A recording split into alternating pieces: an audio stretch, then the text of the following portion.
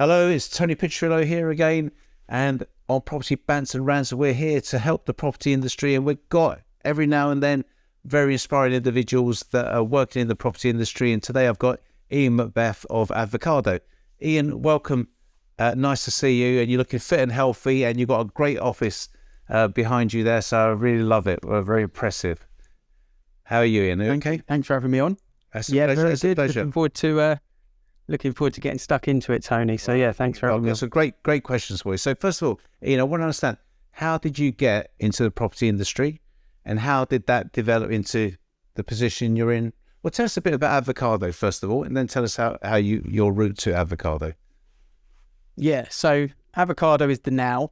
I'll cover the how we got there in a second. But Avocado, we're a brokerage. We're a brand of estate agents that operate their own limited companies. So I guess when you get to branch manager level and you kind of think, right, do I become an area manager or a director, or do I start my own business? It's very difficult to do that in agency unless you've got 100k in your back pocket to go out and start your own. So what we effectively do is we give the opportunity of the really good agents out there to not leave the industry, but to go and start their own business and use our brand, our services. It's kind of a plug and play business in a box for them, really, and a lot of coaching, support, and a blueprint that has brought success to 30 different individuals now. So you got 30 people running that type of business system at the moment. So that's very popular at the moment. There's lots of other people doing that at the moment, isn't it? So it's kind of taken off in the last, what do you reckon, 5 years? Do you reckon? How long have you been with Avocado? How long is that? Yeah, we're nearly 3 years. We actually launched 6 days before the first lockdown. So oh wow. Yeah, a bit of a shock to the system. It worked out well for you though, isn't it? Obviously having 30 people. It did actually. Time, so it did really well. So, but what was your background and how did you get to this point? Yeah, I started agency when I was 19. So I kind of left sixth form and I went into the fitness industry and kind of worked in gyms and just enjoyed chatting to people, helping people with their goals and their plans. But I just found it really boring, clock watching. You know, you were in early, left late, quiet in the middle of the day, and it was just a boring role. But I've always been into my fitness and I still am now. But I ended up training one of the HR managers at a local independent on our lunch breaks. And a friend of mine ended up going to the same agency, and I'd kind of put 2 and 2 together and thought, why not give it a go? And started when I was 19 and then just worked for the same independent for the best part of 16 years. Oh, wow. And climbed from a sort of trainee to a negotiator, valuer, branch manager, area manager, director, and ended up leaving as the MD of the sales section of the business. Yeah. It was 10 branches in the end when I left. So yeah, I was fortunate in that 16 years to see. And you went to Avocado and you set up Avocado at that stage, did you? Yeah, so it was a bit of a nasty redundancy in reality, which is probably not best to cover on this conversation. Okay. But then 6-9 months later, decided right, now's the time to do it. Yeah. So I did a lot of personal education in that middle bit around digital marketing and social media and videography. Yeah. And then we kicked off. Fantastic. Okay, so you got 30 people you're looking after, you're helping train and you're helping to support them. What's the biggest problem in the sales industry at the moment? I think our industry's always been a little bit guilty of kind of knee-jerk panic, and the market this year is obviously a polar opposite of what it was 12 months ago. So at the moment, I think the biggest challenge for the industry is trying to make sure estate agents stay profitable and not kind of, the race to the bottom that a lot of agents You mean in terms of fees? You're talking about fees there, yeah? Yeah, I think so. I think estate agents undervalue the service and the knowledge that the good ones have, and they get dragged into this egotistical battle of market share rather than looking at the P&L balance. And I think that's the big issue for the industry at the moment is fees are being driven down rather than inflation, and everywhere you look, everyone's putting their prices up and estate agents putting their prices down. It doesn't make any sense. So I think that's probably the biggest issue for the industry at the moment. I think the middle tier and bottom tier of estate agents may not survive the year if they don't reassess their profit and loss accounts. Anyway, it's like all sales job, isn't it? Well, any service industry really, the people that are great, you're finding great solutions, people want to pay for that. But if you're not giving great solutions, the people do people deserve that much? If they're not giving solutions to their clients and not really providing an amazing service, it's going to impact on what you can charge, really. But good people, I think you're right, Ian, always going to do really well. And you obviously got a good product. I like your branding, by the way. I've seen it. I've looked at it. I think it's really, really good. So well done on that. So how do you deal with that? What do you train your guys? Obviously, they go around on to get property on. What tools do you give them, and what do you train them? How do they get that? Make sure the fees are at a good level that actually they can stay in business. Well, when it's your own business, I think time becomes your value, especially when you're working on your own or as a business partner, just the two of you, and you are not building the infrastructure of different layers and departments. When it's just you as a kind of self-employed agent, time really becomes your value. So after you've got the business off the ground 6-9 months down the line, you really do value each client that you work with. And what's different about this model to the kind of traditional models that are very much more volume based is we can put quality into every client by having an exclusive list of clients we work with. But we're also able to walk away from business if it's not worth our time. So for us, we're normally the most expensive agent in each town that we operate in. And we believe that our kind of unique offering to each client is very different, because I've done the job for 20 years. So if I was working with a client, it's going to be me and them from start to finish. I'm doing the viewing, a 20-year experienced estate agent that used to be an MD that's a business owner is doing the viewing, not a weekender or a trainee. I'm negotiating the offer. So the consistency is there. So the way that we handle it is we don't drop our fees. We do charge more. So the EA Masters done a survey and they reckon the average commission is about 1%. Is that what it is in your area? I would say it's probably somewhere around 1.1, 1.15 in this area. Right, okay. And yeah, we would be a solid kind of 50% right. Oh, well. on that on average. So that takes, and what you're really doing is selling the quality, aren't you? Selling what you can provide as a solution over above everybody. So you tell your guys to be very confident in what they deliver, essentially. That's what you're saying, isn't it, really? Yeah. I did a video recently on LinkedIn explaining kind of when you actually break it down in terms of your time and the value, the difference of a 1% and a 1.5% fee is almost the difference if you'd rather work with 10 quality clients at 1.5 in comparison to 20 at 1. And instantly you think that doesn't make sense because you want 20 boards, you want, you want more listings. But actually, when you look at your time and the quality you can put into each client and the recommendations you get from it by doing the job right, it's worth way more to have the 10 clients at the higher fee that you can really put the right service level into. 100%. So that's the belief I've got anyway. Yeah, no, I agree with that 100%. And I mean, that kind of works hand in hand with getting the property on the right price as well, isn't it? Because there's no point, doesn't matter what you charge really. If the property's not going to sell, what's the point in taking it on? You get very unhappy clients and it doesn't make you any money as well.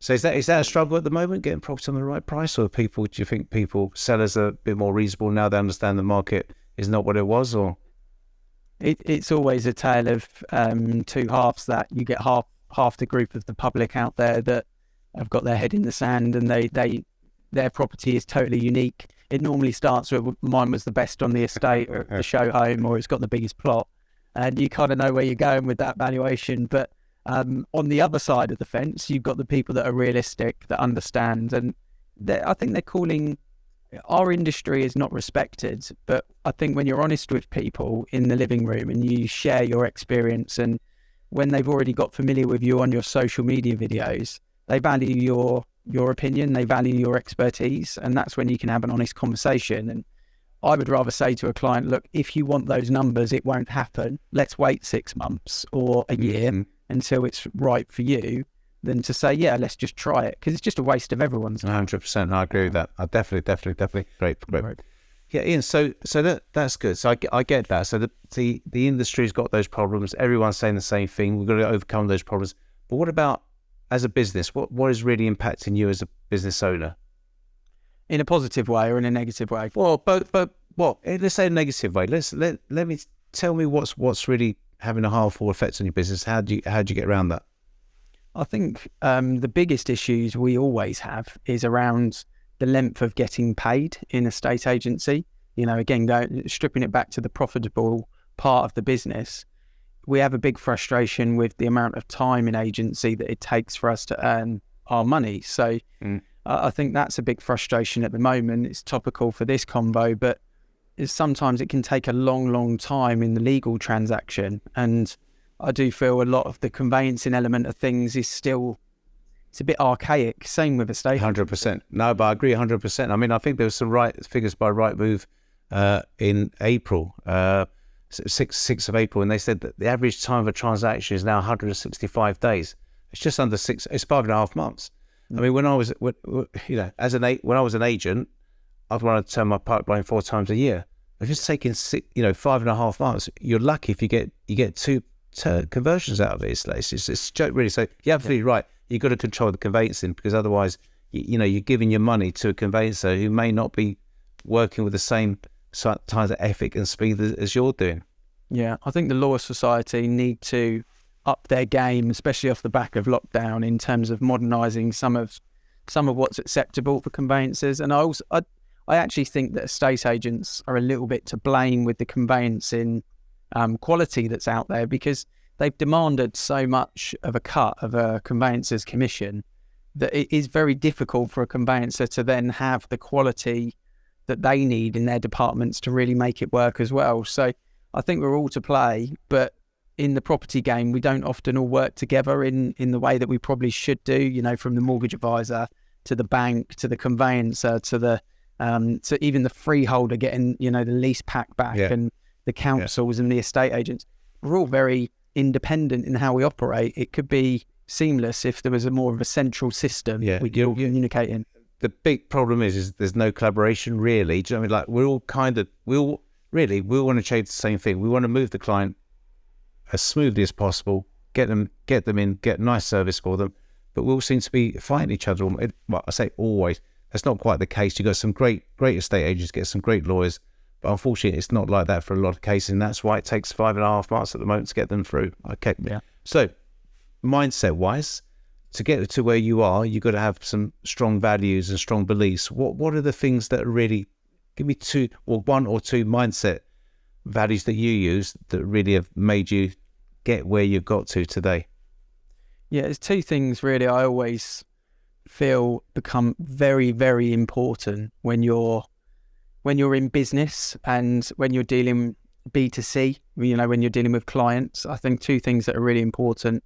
And the first one is resourcefulness. I think a lot of people are always looking for an excuse, or they're looking to pass the blame elsewhere. Mm-hmm. And if you can train your mindset to be resourceful and really have a strong level of resourcefulness and look at what's around you, so that you become almost a solution finder, rather than I won't swear on here, but we call it an SHIT magnet. You get those out there. Everything's a problem, and you don't want that. You need to become really resourceful.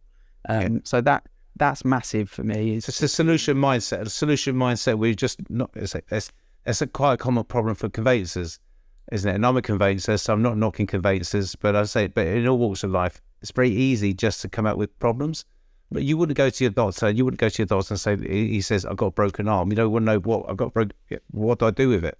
Exactly. That's the mindset we need to have. Yeah. So that was number 1. What was the second one, Ian? Yeah, a conveyancing is a perfect example for that, because you often find a really quality conveyancer or solicitor will reply to inquiries with, I'm not quite happy with the wording of this, or I'm not quite happy with this, and this is my solution to that problem. Exactly. And a weak one will just say, I'm not happy with it, can you rephrase exactly. it? And then they might rephrase it, and it goes on 5 times. 100%.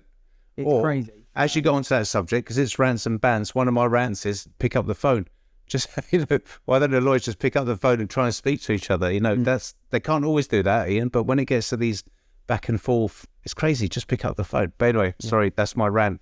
Yeah. You carry on. Yeah, we could double rant on that one. Absolutely, no problem. And the other thing, I always feel that you've got personal discipline is vital, but I also think the speed of making a decision, which I think a lot of people hesitate. A lot of people put the difficult decision making off, or the hard conversations off, rather than jumping on them. But I've learned over the last 3 years about the speed of making a decision quickly, because there is never perfect. There isn't the perfect moment. Sometimes you just have to make the decision quicker, and then you'll learn along the way. but the result comes a hell of a lot faster for everyone if you just make a decision rather than... Exactly right. Bite the bullet. As you say, Barack Obama's got a famous quote because someone spoke to him and said, "Look, how do you make decisions? Because you got people's lives, you got, nations, potential warrior hands."